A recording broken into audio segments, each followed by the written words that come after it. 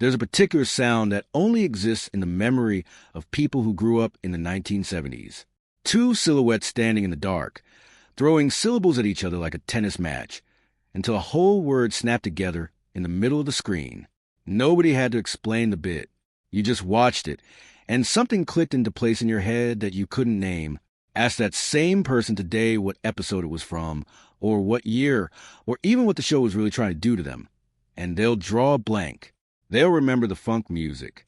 They'll remember a man in a cape yelling about vowels. They will not remember that the whole thing was built like a piece of military logistics aimed at their developing brain. That show was The Electric Company. It ran on PBS from 1971 to 1977. It came from the same organization that built Sesame Street, and it is, by any reasonable measure, one of the strangest and most quietly radical things ever produced for children. Today we're going to take it apart. Not the nostalgia version, the real one, the literacy crisis that created it, the research operation hiding behind the jokes, the A-list talent doing what most of them consider the least prestigious work of their careers, and the one piece of the puzzle that almost nobody talks about, the fact that the show didn't die because it stopped working. It died because it worked in a way that nobody could put on a lunchbox. To understand why the Electric Company exists, you have to rewind 2 years earlier, to 1969, when Sesame Street had just detonated across American television. Joan Gans Cooney and Lloyd Morissette, the two people who had pushed that show into existence through the Children's Television Workshop, were suddenly sitting on a hit. Sesame Street was teaching preschoolers their letters, their numbers, basic concepts, and it was doing it with puppets and songs and a formula that researchers were still slightly stunned by. It worked. That wasn't really in question anymore. But success has a way of exposing the next problem. Cooney and Morissette kept running into the same uncomfortable fact. Teaching a 4-year-old the alphabet doesn't help an 8-year-old who is already 3 years behind and has already decided that reading is something other kids are good at and they are not. There was a whole population of children, mostly from lower-income households, mostly already discouraged by traditional schooling, who had aged out of the preschool audience and were falling through a much bigger crack. This wasn't a niche concern. Government estimates at the time put functional literacy in the tens of millions across the country, and the U.S. Office of Education had launched a national campaign, Right to Read, explicitly built around a goal of eliminating illiteracy within the decade. First Lady Pat Nixon had attached her name to literacy efforts as well, which meant this wasn't just an education department initiative. It had a political spotlight on it. So here's a tension that defined everything that came after, a federal-level literacy emergency, backed by government money and White House attention, needed a delivery mechanism. And the mechanism they landed on was a loud, funky, slightly unhinged sketch comedy show featuring men in Dracula capes screaming about consonant blends. If you just read that sentence cold, it sounds like a mismatch. It wasn't. It was the entire strategy. The kids the Children's Television Workshop was trying to reach, roughly 7 to 10 years old, already behind, already a little ashamed of it, had built up an immune system to anything that looked like school. A worksheet, a chalkboard, a patient teacher sounding out syllables one more time. All that already failed them, or at least felt like it had. You cannot out-teach a kid who has decided that this entire category of experience is not for him. What you can do is sneak past that defense with something that doesn't look like the enemy at all. That was a founding insight, and it's a strange one to sit with as an adult. The creators deliberately built a program that resembled a variety show more than a classroom, because a classroom was the one shape a struggling reader would refuse to engage with. Paul Dooley, one of the show's creators, and the broader CTW team wanted something so fast, so funny, so visually alive that a kid who hated reading homework would sit through a whole episode purely for the entertainment, and only realize afterward that something had been absorbed. The teaching wasn't supposed to feel like teaching. It was supposed to be smuggled in. That approach was not universally welcomed. In 1971, using television, a medium teachers and parents were already suspicious of as a source of passive, brain-numbing content, as the actual vehicle for literacy instruction was, to a lot of educators, close to offensive. The idea that the problem, kids watching too much TV instead of reading, could also be the solution struck plenty of serious reading researchers as backwards. So before a single episode aired, the Children's Television Workshop spent roughly a year and a half locking academics, reading specialists, psycholinguists, and television writers in rooms together to hash out a curriculum. The goal was to build a show around the actual mechanics of decoding, how printed letters map onto sounds, how blends work, how silent letters change a word's pronunciation. One of the show's most memorable devices, flipping cub into cube by adding a silent E at the end, came directly out of that research process. It's a genuinely elegant piece of instructional design dressed up as a magic trick, and it's stuck with viewers for decades precisely because it was built to. Here's where the story gets genuinely wild, because the cast and crew assembled for this project reads less like a children's program roster and more like a list of people who would go on to define American comedy and drama for the next 40 years. Morgan Freeman. Yes, that Morgan Freeman, decades before he narrated nature documentaries and played God on screen, was a working actor who hadn't broken through yet, and he took the role of Easy Reader, a laid-back, effortlessly cool character whose entire personality was built around loving books so much he could barely contain himself. Freeman also played a smooth late-night radio DJ character named Mel Mounds, and, in one of the show's stranger creative choices, a vampire who wasn't menaced by garlic or crosses, but by phonics. As a kid watching this in 1974, you had zero context for who this man would become. You just knew he was the cool one.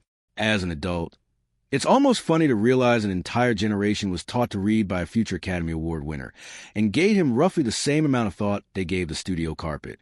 Standing right next to him was Rita Moreno, already, at that point, an Oscar winner for West Side Story, and eventually one of the small handful of performers in history to complete the EGOT, Emmy, Grammy, Oscar, Tony.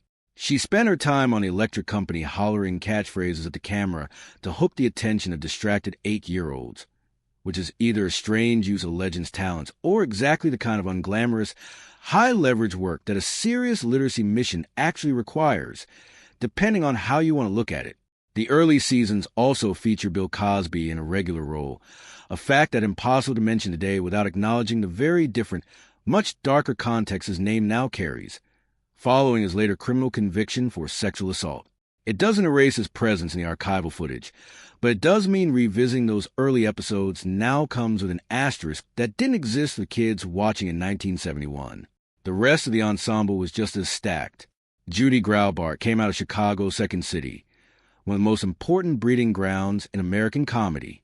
Skip Hinton played Fargo North, Decoder, a detective character built entirely around cracking scrambled word puzzles. Luis Avalos and Hattie Winston rounded out the cast in later seasons. The show's teenage singing group, the Short Circus, cycled through several young performers over its run, and one of its earliest members was a teenager named Irene Cara, who would go on to become a pop and film star on her own right through Fame and Flashdance.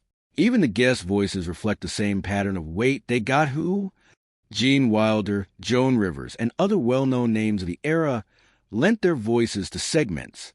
Meanwhile, the writer's room was stacked with comedy talent that would later go on to write for MAS*H and Everybody Loves Raymond, which explains why some of the jokes land with sharper, more adult comedy rhythm than you'd expect from a program aimed at third graders. And then there's the music. Joe Raposo, the composer behind some of Sesame Street's most beloved songs, wrote for the Electric Company as well. Gary William Friedman, who had composed for Broadway, became a music director on the show and wrote dozens of original songs, including its Spider-Man theme. Tom Lehrer, a name mostly associated with darkly funny musical satire for adults, also contributed songs. This wasn't stock library music slapped under a children's segment.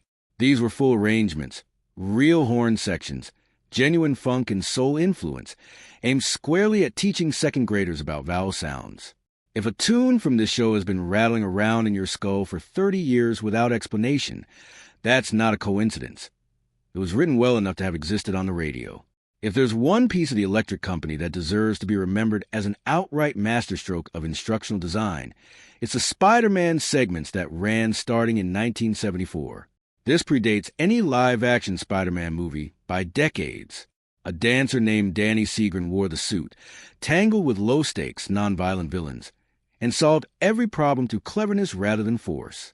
Because the production had almost no budget for visual effects, The segments would frequently cut away to actual printed comic book panels mid-scene to cover action the show couldn't otherwise render. And somehow, that limitation only made the whole thing feel more comic book authentic. Here's the detail that never registers as a kid and hits like a freight train as an adult. This Spider-Man never spoke a single word out loud. Every line of dialogue appeared as text in a word balloon floating above his head. And the only way to find out what the coolest character on television was thinking was to actually read it. Producers took the single most exciting figure available to a kid in 1975 and made silence the price of admission to knowing what he was saying. It's a small piece of psychological engineering, but it's devastatingly effective. You don't need to convince a child that reading matters when the alternative is missing out on what Spider-Man is about to say. None of this worked as cleanly in practice as it sounds in retrospect. There was a persistent, real tension running through the entire production between the writers who wanted the show to be genuinely, sharply funny, and the curriculum team whose job was to slow everything down enough for a struggling reader to actually follow along. Comedy thrives on speed and timing. Teaching a kid who's behind thrives on patience, giving them the extra half-second to sound something out. Those two instincts were often directly at odds, and by the show's own later admission from people involved in the curriculum side, that tension wasn't always resolved in favor of the kid who needed the most help. Some of the wordplay built into character names is a good example of the problem. Fargo North. Decoder is a clever pun for anyone who already knows Fargo. North Dakota exists, but that's an adult reference point, or at best an older kid's. A struggling 7-year-old. The exact viewer this show was engineered for likely has no context for that joke at all. What reads as delightfully sharp writing to an adult rewatching clips today could easily have sailed straight over the head of the kid the entire show existed to serve. Contemporary interviews with young viewers at the time echoed this. Kids sometimes reported that the show moved so fast they barely had time to actually think through what they just read before the next joke or scene arrived. That's the exact contradiction sitting at the heart of the format.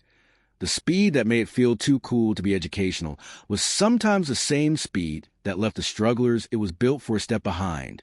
Despite that internal friction, the show worked, and not in a vague, feel-good sense. There was actual data behind it. A 1977 evaluation from the Educational Testing Service found a clear, measurable impact on the show's primary target audience. Second graders in the bottom half of their class, exactly the population the whole project had been engineered around from day one. The show ran across more than 250 PBS stations, was used directly as a teaching tool in thousands of classrooms, and won multiple Emmy Awards along the way. By every metric the Children's Television Workshop had set for itself at the outset, the electric company had done what it set out to do, and then it was canceled in 1977, at the height of that success. The reason wasn't creative failure or declining ratings. It was money. Specifically, the fact that the show had no merchandising engine behind it. Sesame Street had Big Bird, Oscar, Elmo, and an entire universe of puppet characters that could be licensed onto toys, lunchboxes, plush dolls, and endless consumer products, generating a steady revenue stream that helped fund the Children's Television Workshop as an organization. The electric company had Easy Reader and a silent superhero. The only meaningful licensed products come out of it were some comic books and a Milton Bradley board game based on Fargo North, Decoder, nowhere near enough to offset the show's production costs. When the organization had to decide which of its two flagship programs could sustain the company financially, the answer wasn't close. A program that was measurably closing a literacy gap for the exact children it was built to help got shut down in large part because it wasn't good at selling toys at Christmas. That's not a cynical read of history. It's close to the plain, stated reasoning behind the decision, and PBS stations reportedly voiced frustration at the time over how much of the workshops funding the electric company was consuming without a comparable return. There's one more layer to this story that almost never comes up in nostalgia pieces, and it belongs to Morgan Freeman. Long after the show ended, Freeman spoke about his time on the electric company not as a warm memory, but as a period defined by genuine anxiety. He wasn't scared of the material or the character or the kids. He was scared of what the role might do to his career. In the early 1970s, Freeman was still a largely unknown working actor, and he understood exactly how easy a performer could get permanently boxed in as the children's show guy, beloved, recognizable, and never taken seriously for anything else again. Look at the actual timeline, and that fear tracks disturbingly well. The Electric Company ended its run in 1977. Freeman's real breakout as a dramatic film actor didn't arrive until Street Smart in 1987 earned him his first Academy Award nomination, a full decade later. For a chunk of that decade, to a large portion of the public, he really was primarily the guy from the reading show.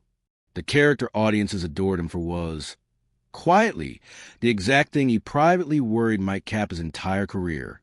And yet, out of that same job came one of the most enduring relationships of his life, a friendship with Rita Moreno that lasted for the rest of their time working together and beyond, one both of them referenced fondly in later interviews. Moreno herself described the show, looking back, less as a stepping stone and more as a kind of public service, hard, occasionally thankless work that she considered genuinely worth doing. So the same footage carries two true things at once. A man who was privately frightened his job might end his career, delivering a performance that helped an entire generation of struggling readers learn to read anyway. Both things happened. Neither cancels the other out. Watching the Electric Company as a kid, none of this registers. It's just funk music, a yell that lodges permanently in your brain, a man in a cape worried about vowels, and a guy who is extremely, almost suspiciously excited about books. Watching as an adult, with the actual history laid out, the picture changes completely. What looked like chaos was 18 months of research before a single frame was shot. What looked like a variety show was a deliberate strategy to sneak past a struggling reader's defenses. What looked like a stacked, slightly baffling cast list was a group of enormously talented people, some already legends, some about to become legends, doing work they didn't always consider prestigious, because a federal literacy campaign needed a Trojan horse, and this was it. And what looks on the surface like a beloved show that simply ended was actually a program that succeeded at its explicit, measurable mission and still got canceled. Because success at that mission didn't come with a plush toy attached. The show didn't lose to a competing idea about how to teach kids to read. It lost to a corporate math problem about which show could keep the lights on.